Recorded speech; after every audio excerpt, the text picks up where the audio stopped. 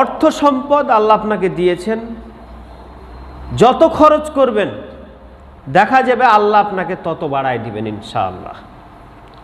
আর যদি গচ্ছিত করে রাখেন, জমা করে রাখেন, কৃপণতা করেন, তাহলে আল্লাহ আপনার ধ্বংস করে দেবে, বরকত দিবে না, বরকত আল্লাহ তাআলা উঠায় নেবে।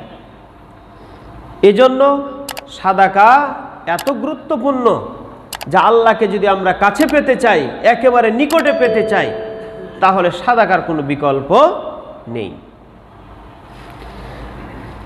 সাদাকার সবচাইতে যেটা বড় ফজিলত বা গুরুত্ব, সেটা হচ্ছে সাদাকা শয়তানকে বিতাড়িত করে।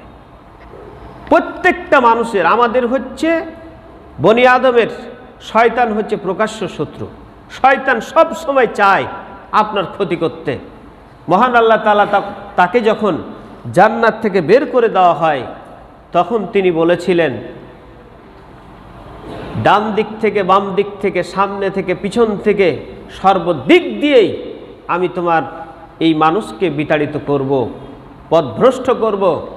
সে হচ্ছে চ্যালেঞ্জ করেছে আল্লাহ তাআলার সাথে, কিন্তু সে একটা দিক উল্লেখ করেন নাই, সেটা হচ্ছে অপর দিক উল্লেখ করেন নাই। কোরআনে এই কথাটা উল্লেখ নেই। মহান আল্লাহ তাআলা, আমরা অন্যায় করব, মহান আল্লাহ তাআলার কাছে ক্ষমা চাবো, আল্লাহ হচ্ছে আমাদের প্রতি দয়া করবেন। তো যাই হোক, সর্বপ্রথম যেটা উপকার, যদি আমরা সাদাকা করি, সাদাকার গুরুত্ব এজন্যই বলা হচ্ছে যে এই গুরুত্বটা জানার পাশাপাশি যখন আমরা ওই কাজগুলো জানব, তখন আমাদের কাজের স্পিরিটটা বেড়ে যাবে, কাজের গুরুত্বটা আমার কাছে বেড়ে যাবে আমাদের কাছে। এজন্য সর্বপ্রথম যে জিনিসটা আমরা জানার চেষ্টা করব, সেটা হচ্ছে সাদাকার ফজিলতটা কি। সাদাকার যেমন 1 নম্বর ফজিলত হচ্ছে সাদাকা শয়তানকে বিতাড়িত করে। শয়তান মানুষের প্রকাশ্য শত্রু, সে সব সময় চায় ক্ষতি করার। বুরাইদা রাদিয়াল্লাহু বলেন, রাসূল সাল্লাল্লাহু আলাইহি সাল্লাম বলছেন, মা ইখরিজু রাজুলুন শাইয়ান মিনাস সাদাকাতি হাত্তা ইয়াফুক্কা আনহা লাহিয়া সাবঈনা শাইতানান। অর্থাৎ বুরাইদা থেকে বর্ণিত, রাসূল সাল্লাল্লাহু আলাইহি সাল্লাম বলছেন, কোনো মানুষ যদি দান করে, সাদাকা করে, তাহলে হাত্তা ইয়াফুক্কা আনহু লাহিয়া সাবঈনা শয়তান, তাহলে তার 2 চোয়ালের থেকে 70 জন শয়তান বিতাড়িত হয়ে যায়। সুবহানাল্লাহ। 2 চোয়াল, অর্থাৎ এই মুখ দ্বারাই মানুষ এমন কিছু বাক্য উচ্চারণ করে যেটা তার জাহান্নামে যাওয়ার জন্য যথেষ্ট হয়ে যায়। তো মানুষ যখন দান করবে, 1 নাম্বার যে ফজিলত, সাদাকা যদি করে, তাহলে 70 জন শয়তান তার থেকে আল্লাহ তাআলা দূরে করে দেন। সুবহানাল্লাহ। এরপরে 2 নাম্বার, এই হাদিসটি রয়েছে সহিহ ইবনে খুজাইমা, হাদিসটার নম্বর হচ্ছে 2457, সহিহুল জামে তার নম্বরটা হচ্ছে 5814, সহিহ হাদিস, হানাদ সনদটাও সহিহ। এরপরে দ্বিতীয় যে উপকারটা, সেটা হচ্ছে সাদাকার মাধ্যমে ফেরেশতাদের দোয়া লাভ করা যায়। ফেরেশতাদের সবাই দোয়া পায় না। ফেরেশতারা ওদের জন্যই দোয়া করে যারা গুণগুলো, যে গুণগুলো অর্জন করা দরকার, সেই গুণগুলো যে অর্জন করতে পারবে, তাদের জন্যই ফেরেশতারা দোয়া করবে।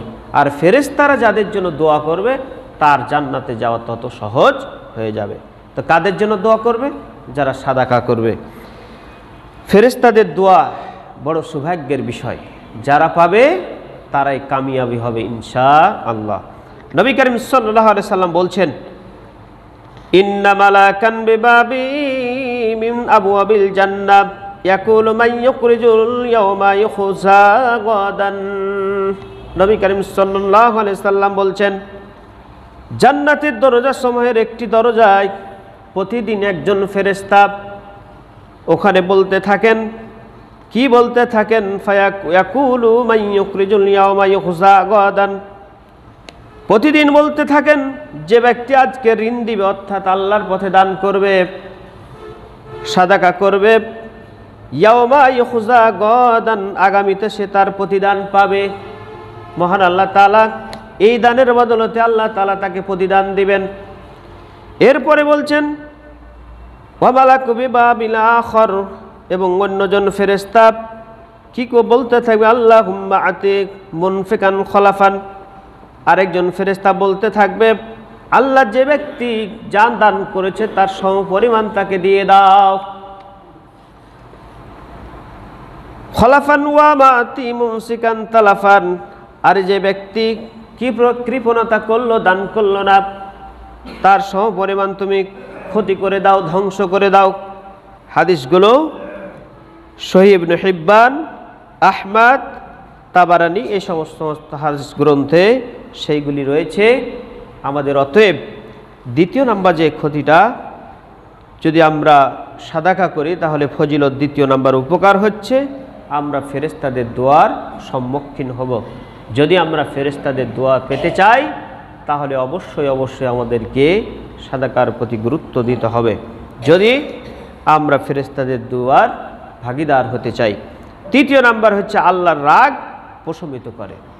আল্লাহ ওই বান্দার প্রতি যে সাদাকা করে, দান করে, ওই বান্দার প্রতি আল্লাহ রাগান্বিত থাকেন না, আল্লাহ খুশি হয়ে যান।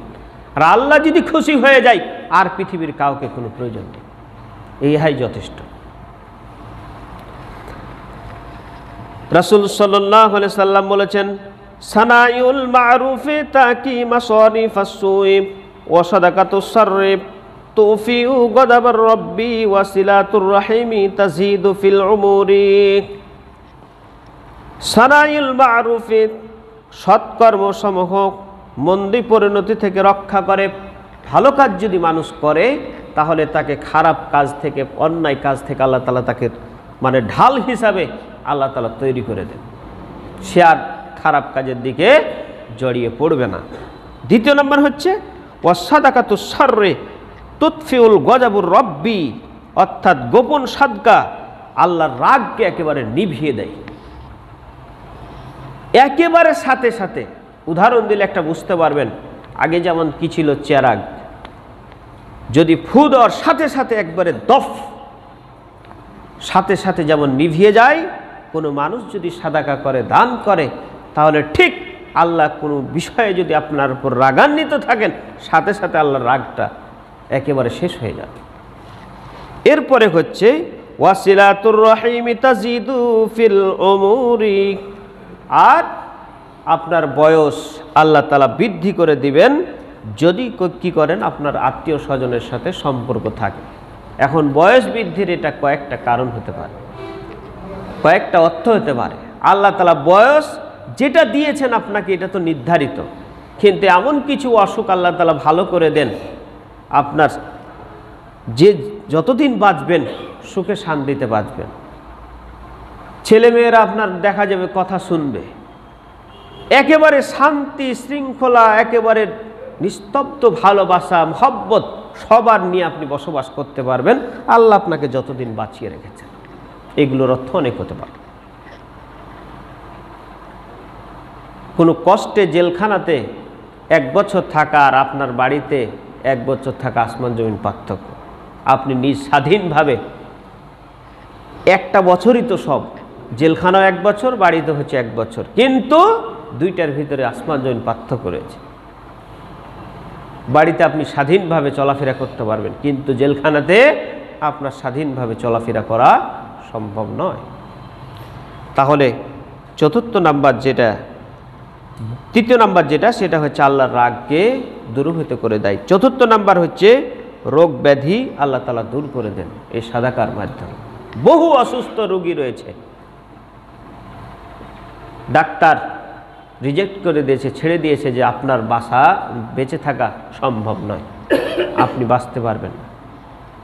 এরকম অনেক দৃষ্টান্ত রয়েছে। মহান আল্লাহ তাআলা যেমন বলছেন, as-সাদাকাতু তারাদ্দুল বালা, বালা মুসিবত দূর করার মাধ্যম হচ্ছে আপনার এই দান। আপনি ডাক্তারের কাছ থেকে চলে এসেছেন, আপনাকে ডাক্তার বলে দিয়েছে আপনার ভালো হবে না, আল্লাহর কাছে দোয়া করে আল্লাহর কাছে সেই সাদাকা করেন, ইনশাআল্লাহ আপনার যত বড় অসুখ হোক না কেন মহান আল্লাহ তাআলা ভালো করে দিবেন ইনশাআল্লাহ। রাসূল সাল্লাল্লাহু আলাইহি সাল্লাম বলেছেন, দাউ মারদাকুম বিস-সাদাকাতি ওয়া খাসসিনু আমওয়ালাকুম বিজ-যাকাতি ওয়া আইদ্দু লিল বালা'id দুআই। রাসূল সাল্লাল্লাহু আলাইহি সাল্লাম বলেছেন, দাউল মারজাকুম বিস-সাদাকাতি, তোমরা তোমাদের পীড়িতদের চিকিৎসা করো সাদাকার মাধ্যমে। ওয়াখাসসিনু আমওয়ালাকুম বিযাকাতি, আর তোমাদের সম্পদকে সুরক্ষিত রাখো, অক্ষত রাখো তোমার সম্পদকে যাকাত দেওয়ার মাধ্যমে। যাকাত দিলে সম্পদ রক্ষা পায়, সম্পদ বৃদ্ধি পায়, বালা মুসিবত দূর হয়। এরপরে ওয়াইদ্দু লিল বালাইদ দুআই, আর বালা মুসিবত দোয়ার মাধ্যমে সেটা দূরীভূত করো। হাদিসটি বাইহাকি এবং হচ্ছে সুনানুল কুবরা সহিহুল জামে সে হাদিসটি রয়েছে। তাহলে চতুর্থ নাম্বার যে ক্ষতিটা, যদি আমরা সাদাকা করি তাহলে আল্লাহর রোগ ব্যাধি সবগুলি ভালো করে দিবেন। পঞ্চম নাম্বার যে লাভটা সেটা হচ্ছে গুনাহ মাফ এবং জাহান্নাম থেকে মুক্তি পাওয়া যায়। নবী করিম সাল্লাল্লাহু আলাইহি সাল্লাম কথা বলছেন, বলার সাথে সাথে বলছেন তোমরা জাহান্নামের আগুন থেকে বেঁচে থাকো, ইত্তাকুন নার, তোমরা জাহান্নামের আগুন থেকে বেঁচে থাকো। এরপরে মুখ ফিরিয়ে নিলেন, আবার মুখ ফিরিয়ে আবার বলছেন তোমরা জাহান্নামের আগুন থেকে বেঁচে থাকো। পরপর তিনবার একই কথা বললেন। এরপরে বলছেন ওয়ালাউ বিশিক্কিন তামারাতিন, যদিও একটা খেজুরের বিনিময় হয় তবুও তুমি জাহান্নামের আগুন থেকে বেঁচে থাকো। কারণ জাহান্নামের আগুন কঠিনতম আগুন, যে আগুনে যে একবার যাবে সেখানে রক্ষা পাওয়া খুব মুশকিল, কেউ রক্ষা পাবে না।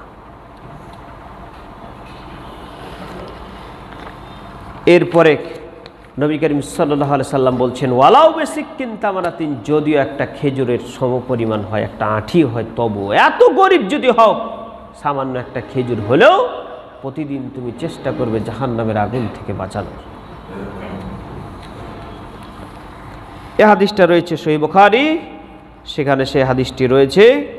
এরপরে 6 নম্বর যে ক্ষতিটা সেটা হচ্ছে সাদাকাকারী আরশের ছায়া আশ্রয় লাভ করবে। 7 শ্রেণীর মানুষ সেই দিন আল্লাহর আরশের ছায়া পাবে। তার মধ্যে একটা হচ্ছে যারা সাদাকা করে, দান করে। সেই দিন কোনো ছায়া থাকবে না, একমাত্র আল্লাহর আরশের ছায়া ব্যতীত কোনো ছায়া থাকবে না। তারাই পাবে যারা ডান হাতে দান করলে বাম হাত জানতে পারে না, বাম হাত দান করলে ডান হাত জানতে পারে না। এই হলো 6টা, আরো অনেক উপকার রয়েছে।